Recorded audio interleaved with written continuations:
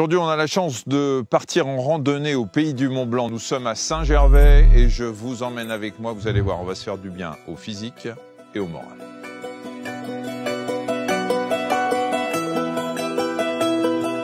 Pour m'accompagner, Clémence. Bonjour Clémence. Bonjour Michel.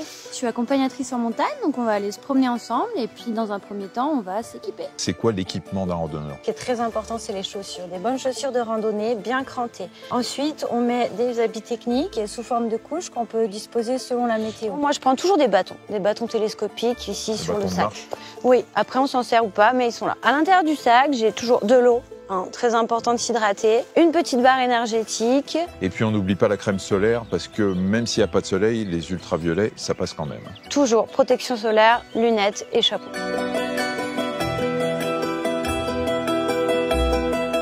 Alors Clémence, l'équipement, c'est bien, c'est indispensable, mais il y a quand même 3 règles à respecter quand on part en randonnée.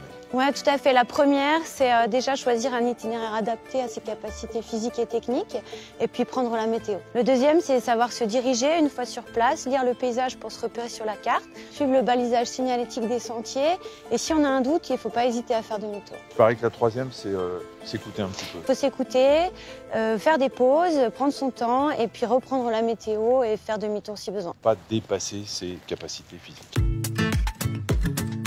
Quand on a marché comme on l'a fait en randonnée, il faut s'étirer après. Oui, peu de gens le font, mais c'est vraiment important de s'étirer pour éviter les courbatures et récupérer plus vite. Les quadriceps, l'arrière des jambes et puis les mollets. Et on peut aussi profiter des eaux thermales de la région pour une récupération plus douce et agréable. Alors on est où ici ? On est à Saint-Gervais, au cœur du massif du Mont Blanc, en Haute-Savoie. Saint-Gervais est réputé pour être la seule station thermale d'altitude des Alpes. Et on peut aussi faire toutes les activités à la pleine nature, dont le ski et la glisse.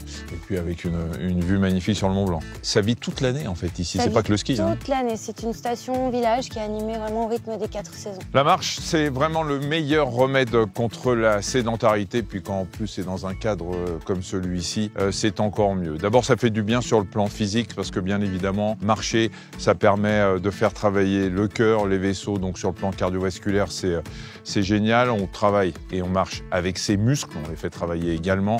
Les articulations, ça rend les os plus solides.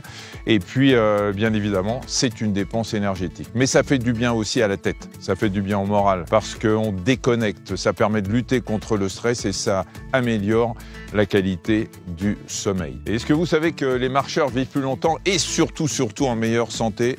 Vous savez maintenant ce qu'il vous reste à faire.